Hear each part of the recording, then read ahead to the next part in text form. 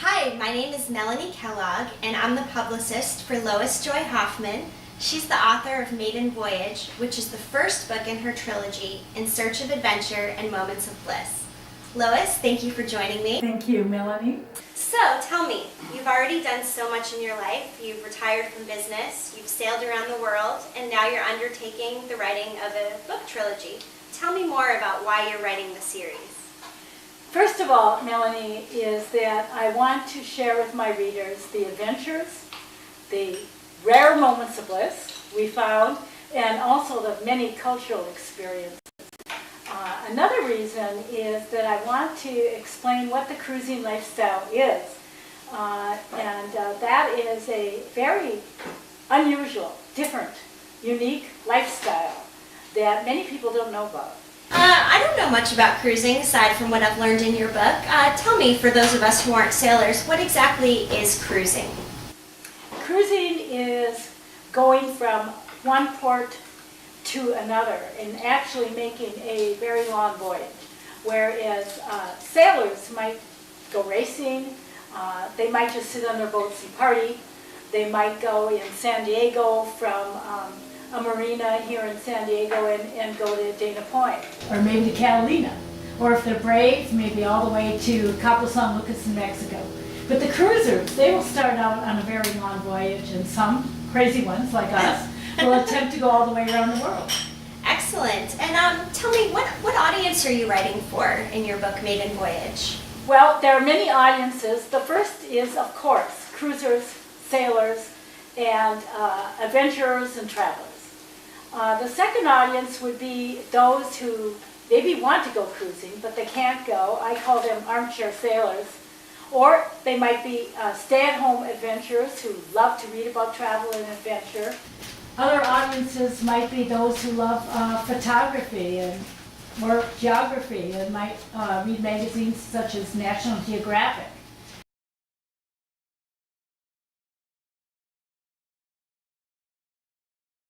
Gosh, so there's something for everybody in there. That's excellent. Almost, anyway.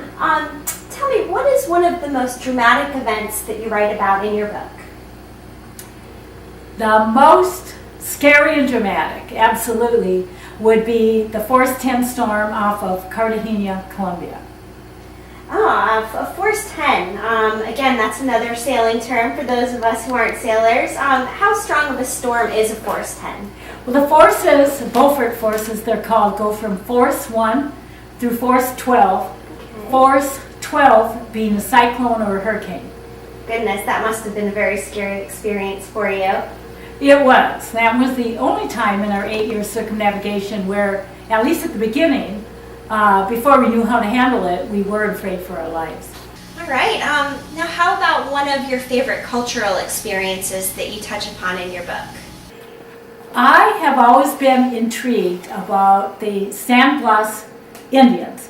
They are a tribe living in the San Blas Islands of Panama. Mm-hmm. First, they're a matriarchal society, and that interested me. The other thing is that being a little bit vertically challenged myself, I was interested that they are the second to the shortest race on Earth next to the African pygmies. About how people interact with and use your book. How do they read it?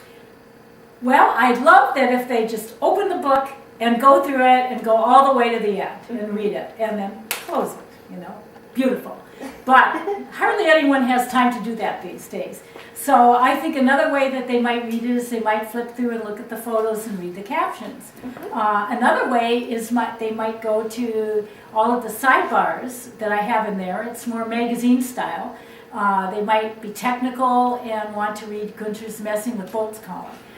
They might be geography oriented and they might want to read the Did You Know section.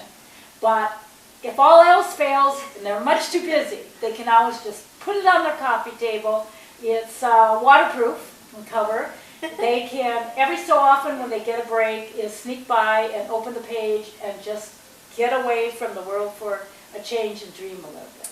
Excellent. It is beautiful and a wonderful escape from reality that we all need sometimes. Now you're working on your second book now. Tell me about your next two books. I'm currently in about a third through the next book called Sailing the South Pacific, the second in the trilogy. In the first book, I take the reader from France, where we built the boat, all the way to San Diego. Then we have a pause between our Voyage 1 and our Voyage 2 when we outfitted the boat for international cruising, ocean navigation. And we take the trip from San Diego all the way to the Marquesas in French Polynesia. We sail throughout the Polynesian Islands, then through the Melanesian Islands, and finally end up in Darwin, Australia. That's the end of the first book, and the beginning then of the third book, the beginning of the second, the end of the second book, excuse me. And at Darwin, I begin the third book, and then that takes the reader all the way through the Indonesia, Southeast Asia, crossing the Indian Ocean, through Pirate Alley, through the Med, and all the way back to France where it all started. Wow. And throughout the course of your three books, how many countries did you see in total? 62.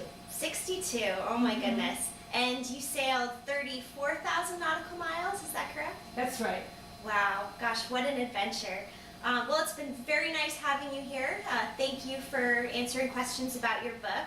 I know I'm very excited about it, and you will be too.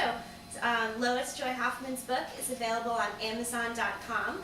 Please like her on Facebook, and find some more videos on YouTube.